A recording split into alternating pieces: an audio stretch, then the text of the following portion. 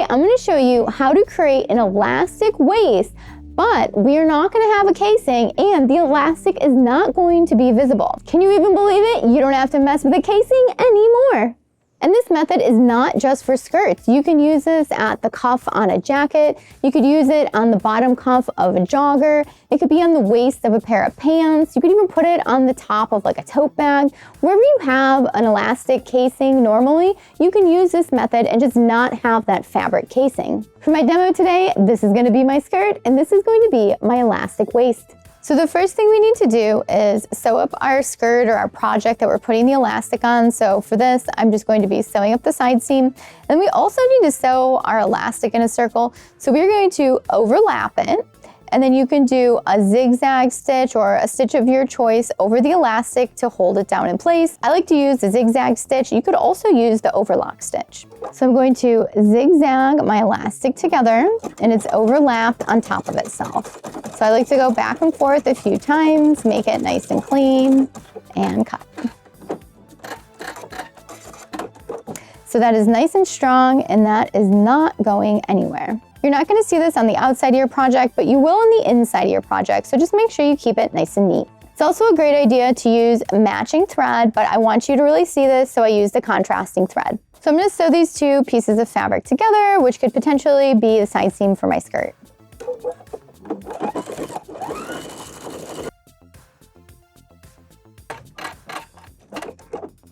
So I have my little skirt here sewn up on the side, and I have my elastic prepped.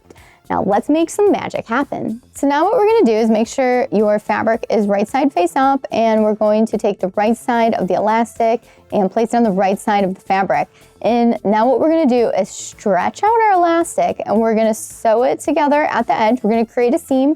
You can use a straight stitch for this. You could also use a zigzag, but a straight stitch is going to be stronger. And yes, you can use a straight stitch, even though the elastic is stretchy, because we are stretching it as we sew, and it's going to end up popping back. So we don't have to worry about it snapping, so we don't have to use a zigzag stitch. It's actually going to be stronger here if you don't use a zigzag stitch. And if you have a serger, you can actually serge the elastic on. That would probably be my preferred method because it's nice and professional looking. But I know a lot of you don't have sergers, so I'm going to do it all on the sewing machine. Before we do start sewing, I got a little trick for you. So sometimes it can be hard to get an even elastic pull while you're sewing. So what we're going to do is fold our fabric in half. I'm going to mark the sides with my chalk. I'm also going to fold my elastic in half and mark that on the sides as well. And then we can go ahead and fold it the opposite way, lining up those original little marks there, and go ahead and chalk on the other sides. And what this is going to do is it's going to allow us to quarter the fabric. So that way we get an even stretch in between the quarters, and while we're sewing, we can just concentrate on quarter to quarter. So what I'm going to do is now pin this right sides together at all of those little spots I just marked. So we've got one here, move it around till you find your next one. We've got those lined up. We will put a pin in there. Let's find our next one. It's over here.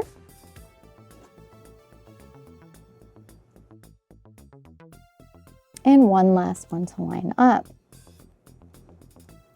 So now you can see that we just need to concentrate on stretching and sewing from pin to pin, which is so much easier than having to worry about stretching it out across the entire project. So now what we're going to do is backstitch in the beginning, but then we're going to stretch it so the fabric and the elastic are nice and flat.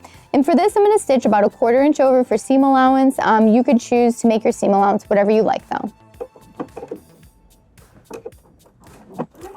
So now I want to hold the project in the back, and I'm going to hold it in the front and stretch it out. And I'm going to guide it as I stretch it. If you have a needle down button, it's great to engage it. So every time you stop to reposition, your needle is in the fabric, or take your hand wheel on the side and pull your needle into the fabric. So reline up, stretch it, and sew it.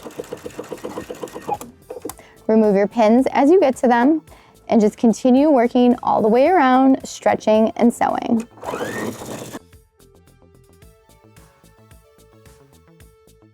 So just remember to keep everything nice and flat while you're sewing.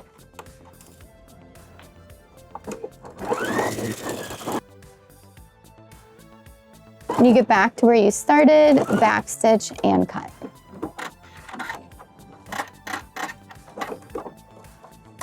So now our elastic looks like this, and it's on the outside of our project and it's sewn down. And you can see that it naturally cinched up that edge just like we wanted it to. So now what we want to do is take the elastic and flip it to the inside. So we got one flip up where you could totally just leave it like this and have a visible elastic waistband, but we don't want the elastic to be visible for this technique, so we're going to keep flipping. But in order to sew it, we need to flip the whole project inside out. So we've got our project inside out, and now we're going to take that elastic and flip it down to the inside. And now this looks really bunchy because we've already gathered half of it. So now what we need to do is stretch and sew one more time, and we're going to sew into the elastic this time.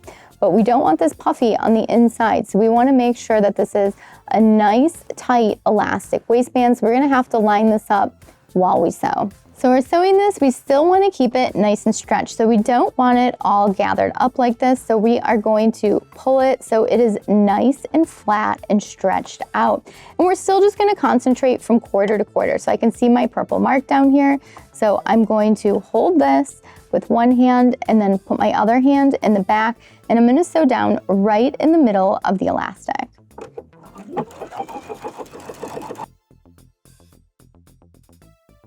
And we're just gonna work our way all the way around this, keeping it nice and flat. It's always a good idea, pull your fabric over to the left to make sure you don't have extra fabric over here on the right.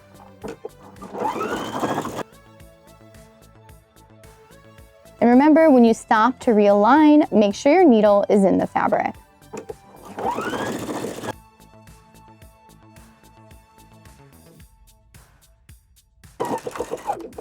When you get to where you started, backstitch and cut. We did it, and it looks great. Let's take a close look at it and go over the details. So the inside looks like this with a little bit of elastic in it. If you used a wider piece of elastic, you could have more elastic in here. And then we have a little bit of fabric folded over to the inside.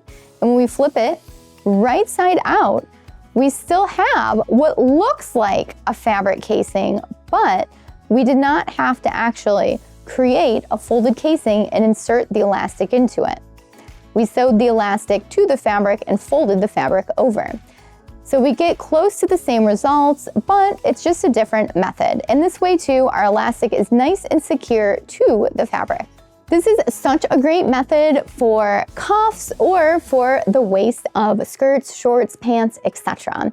So next time you need to put elastic in something, I hope you try out this method. Thanks so much for watching Sewing Anastasia today. If you enjoyed this video on how to put an elastic with no casing, make sure you give it a thumbs up and make sure you subscribe to Sewing Anastasia if you're not already a subscriber. And hit the notification bell so you know when the new videos come out. And if you're already a subscriber, thank you so much for watching today. These videos are for you. So you guys need to let me know what other videos you want to see so that way I can add them to my shooting list. And don't forget to add me on Facebook, Instagram, Twitter, TikTok, all the social media, so that way we can stay connected and creative together. And I would love to see what you've been working on lately, so make sure you tag me in it and I can reshare it with everyone. Because keeping us all inspired and creative is fun. And if you're in Chicago, stop on into the studio and take a sewing class with me. Details on that are at sewinganastasia.com. Thanks so much for watching. Bye.